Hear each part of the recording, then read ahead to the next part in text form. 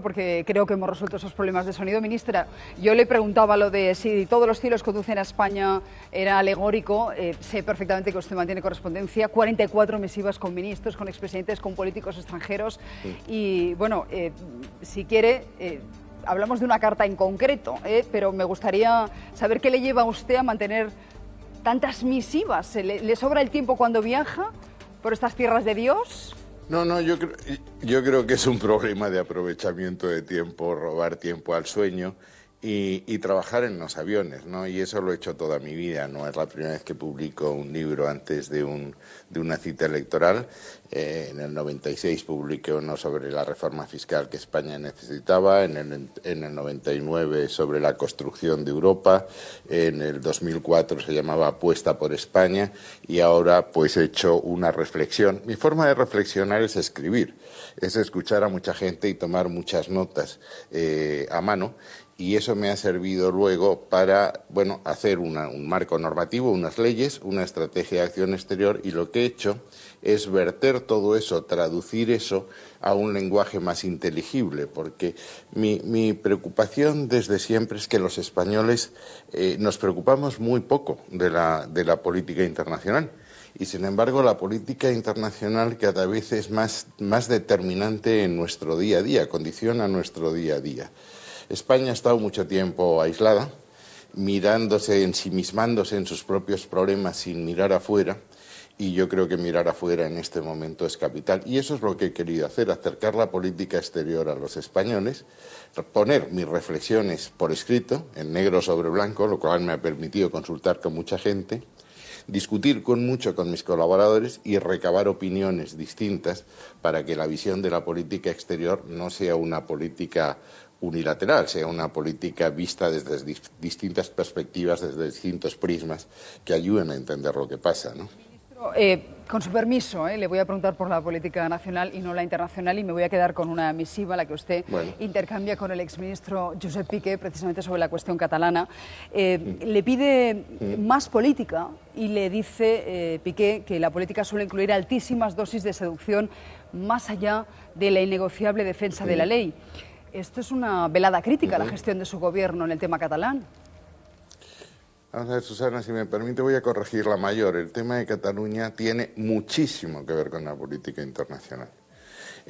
Lo que no han dicho los separatistas es que una Cataluña independiente sería absolutamente inviable, porque no sería reconocida por Naciones Unidas, lo acaba de decir Ban Ki-moon alto y claro, ni sería reconocida por la Unión Europea. Entonces, esa hipotética Cataluña independiente quedaría fuera del mundo, quedaría sin acceso al Fondo Monetario, por ejemplo, al Banco Central, para pagar las deudas que tienen. Y les recuerdo que no han pagado ahora las farmacias. Pero la pregunta que usted hace es verdad, es decir, es verdad que primero hay que advertir cuáles son los riesgos, que es los que acabo de decir. Es decir, yo si un amigo mío se quiere tirar por un puente, le intento disuadir que lo haga. No le sigo y le intento ayudar. Es lo que intentamos decir, oiga, digan ustedes la verdad de cuáles serían las consecuencias de ese paraíso perdido que están prometiendo. Pero hay que hacer política, es verdad. Esta legislatura no ha sido sencilla. Cualquier política sobre Cataluña o sobre cualquier otro elemento básico, fundamental, casi constitutivo, requiere el acuerdo de los grandes partidos, que es como se hizo la Constitución. Esta legislatura, el Partido Socialista, que es nuestro interlocutor natural, ha estado sometido a unas convulsiones importantes, lo cual impedía hacer una negociación que supiésemos que iba a culminar con el mismo interlocutor, y ahora, como usted comprenderá, no es la hora de la seducción. Ahora lo que tenemos en marcha es una sublevación en toda regla, agravada por dos problemas. Una, que se dirige desde un órgano del Estado, no desde una fuerza política, cosa que subraya Piqué en esa carta, y dos, que no han tenido el menor inconveniente en partir a la sociedad catalana en dos y en enfrentar esa parte de la sociedad catalana a la que le han prometido el paraíso perdido con el resto de la sociedad española. Y cuando uno se encuentra con una sublevación de estas características, la sublevación se sofoca. Es decir, aquí lo que hay que impedir es que se salten la ley en la medida en que les parezca. Sí. No tendríamos que haber evitado esa sublevación, es decir, la seducción durante esta legislatura no hubiese evitado tener que llegar a esta situación? Cuando usted dice que los acuerdos con el Partido Socialista eran muy complicados, ¿no se podía haber intentado antes? ¿No cuando el Parlamento catalán presenta una resolución independentista? ¿No se ha perdido un tiempo precioso? Y se lo digo a usted, que además pasa por ser quien más política ha querido hacer en Cataluña y a veces bastante incomprendido por los propios de su partido y de su gobierno. Y estoy pensando en el debate con Junqueras, que para mí fue un ejercicio de alta política. Yo con Junqueras lo que quise es comparecer en los pocos resquicios que dejan los medios de comunicación catalana para explicar a los catalanes cuáles eran las consecuencias de las propuestas que les estaba haciendo el señor Junqueras. Y les dije lo mismo que le he dicho a usted, no van a ser reconocidos por la comunidad internacional. Me dijo que no era verdad, ha venido Ban Ki-moon a decir que era verdad. Me dijo que no, dije que no iban a ser reconocidos por la Unión Europea, han tenido que venir Juncker, Merkel, prácticamente todos los dirigentes europeos a decir lo que he dicho yo. Todo el que ha hablado desde fuera ha dicho lo que digo yo y ninguno ha dicho lo que ha dicho Oriol Junqueras, y de lo que se trataba era de advertir. Pero insisto, para hacer una política de Estado, y el tema de Cataluña no es de ahora. Yo le recuerdo a usted que este problema lo hemos tenido en 1640, en 1714, en 1931, en 1934. Cada vez que hay una crisis en España se producen estas tensiones. Y aquí ha habido una crisis que fue la crisis económica de 2008.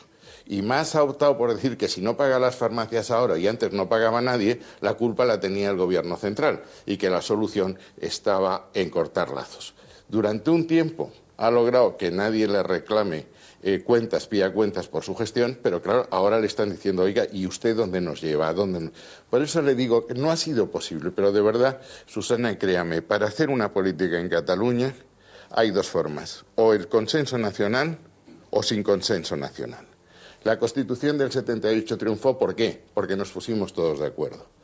¿De dónde arranca el tema de Cataluña? Del Tinel, de un intento por parte del Partido Socialista con Esquerra Republicana de hacerse un traje a la medida para Cataluña sin contar con la mitad de España, que es el Partido Popular. Y haber abierto una negociación con el Partido Socialista sin saber si el que estaba sentado en el otro lado de la mesa era Pérez Rubalcaba, iba a ser Sánchez, iba a ser Susana Díaz, era una irresponsabilidad. Por eso no se ha podido hacer en los momentos anteriores. Pero esto viene de lejos. Mire usted, yo he leído mucho sobre Cataluña. Cuando más dice que esto trae causa de una sentencia del Tribunal Constitucional que anula 14 artículos, que nadie sabe cuáles son cuando lo he preguntado, del Estatuto de Autonomía. En el 34 todo arrancó porque el Tribunal de Garantías Constitucionales declaró inconstitucional la Ley de Contratos de Cultivo. Y en los dos casos, una sentencia constitucional, que es perfectamente normal en un Estado democrático, es una cuestión jurídica, se eleva a cuestión política. Y no se imputa al tribunal, se imputa a todo el Estado, lo cual es una serie de disparates. Mire, el señor Mas ha querido ir a la independencia desde el minuto 1. Y ha ido buscando excusas y coartadas para declarar la independencia y sublevarse en toda regla y dar un golpe de Estado institucional, que es en donde estamos. Cuando usted me dice que no es el momento de la seducción, que ahora es el momento de la sublevación, entiendo que guarda en un cajón esa propuesta de reforma de la Constitución y la posible cesión del 100% del IRPF. Es decir, eso ahora no toca, ya no se lo plantea usted. No, primero, jamás planteé la cesión del 100% del impuesto sobre la renta, ni era una fórmula para Cataluña. Era una división de impuestos, una cesta de impuestos para la Administración Central y una cesta de impuestos para las comunidades autónomas, igual para todas, para que el que quisiese pagarse cosas que no nos podemos pagar tuviese que tirar de su propia cesta y pedírselo a sus propios contribuyentes para que todo el mundo supiese lo que eso cuesta. ¿Cuáles sean los impuestos? Es discutible, pero el principio, mire, se lo voy a explicar de forma muy sencilla. Yo he pasado 17 años en Bruselas. La basura la recogían 2 días a la semana. Una especie de sublevación ciudadana diciendo que aquello era una porquería. Y el ayuntamiento dijo, de acuerdo, la recogemos todos los días, pero multiplicamos la tasa de basuras por 3. Y se decidió que seguíamos como estábamos.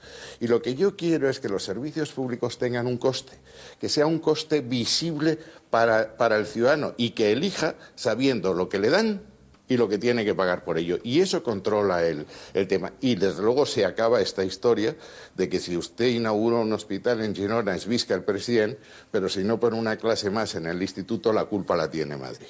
Bueno, entiendo que ese debate, no sé si insisto, sí, se ha expresado usted perfectamente, entiendo que ese debate ahora no toca, estamos en otra fase. Déjeme que dejemos Cataluña, porque además no sé que tiene usted prisa y no querría dejarle de preguntar si le ha firmado un ejemplar a Montoro y si cree que se lo va a leer. Lo digo porque, como insinuó usted que era ágrafo, que tal vez no leía.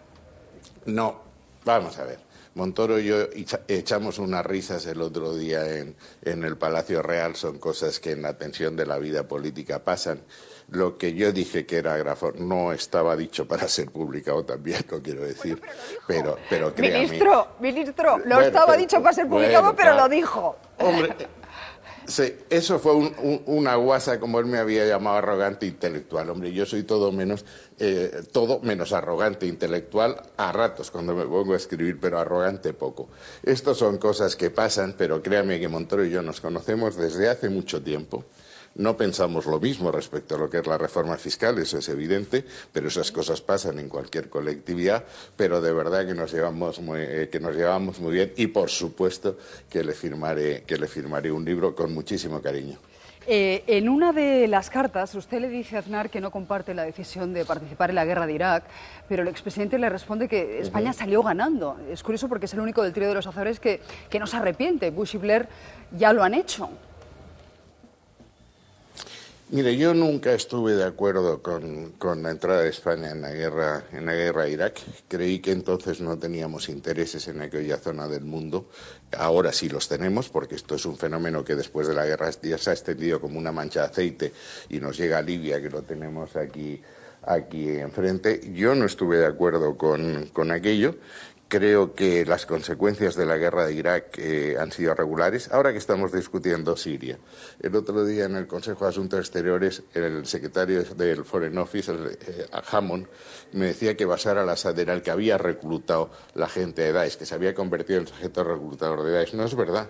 La mayoría de Daesh surge de las consecuencias de la guerra de Irak y florece entre la comunidad suní, que es maltratada por al-Maliki, que era un ministro. Pero bueno, yo no estuve de acuerdo, pero hay muchas cosas en las que no estoy de acuerdo con mi propio gobierno. En el gobierno tenemos nuestras opiniones y las expresamos, pero una vez que se toma una decisión, se sigue. Y créame que en este caso, en el gobierno actual, en que efectivamente nos expresamos con enorme vehemencia y defendemos con terquedad nuestras ideas, el presidente Rajoy ejerce su liderazgo de una forma extraordinariamente efectiva y cuando se toma una decisión se adopta por todos sin rechistar. Por tanto, me dice usted que, bueno, no le cansa eso de ser a veces el verso sobre todo del gobierno y que le quedan ganas de repetir como ministro en un hipotético futuro gobierno. Vamos a ver, Susana. En otra de las cartas, que yo estoy aquí para hacer marketing, yo estoy con Umbral como mi libro, cuento que en una entrevista que tuve en Israel, me fui a ver a un embajador que era muy mayor, incluso mayor que yo, aunque usted no se lo crea. Y entonces me dijo que él le llamó Netanyahu y le dijo, Israel ha dado mucho por ti, ahora te toca dar tú a Israel. Y dice, yo que pensaba en la jubilación y tal, aquí estoy haciéndolo. Es decir, yo estoy a la disposición de lo que diga el presidente. Si el presidente cree que es bueno rejuvenecer las listas, dar entrada a nuevas personas, encantado de la vida.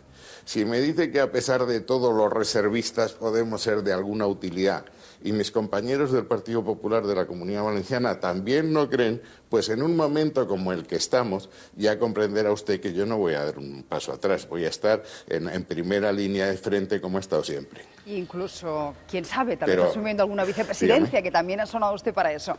Ministro, no lo entretengo porque tiene prisa, me han dicho, a las 9:15 hay que despedirle. Yo sí que le agradezco que haya tenido usted la deferencia de escogernos a nosotros para presentar su libro en primer lugar. Que conste que este fin de semana me ha dado mucho trabajo, son muchas cartas, 44, todos los cielos conducen a España. Más 49 respuestas, ¿no? Efectivamente. Gracias de verdad, ministro. Ahora, lo bueno del libro es el equipo, ¿eh? Su equipo. Sí, no, el equipo que está, es decir, como jugador no sé si valgo, pero como seleccionador es todo un éxito, ¿eh? Bueno, que conste que todos los fondos recaudados irán a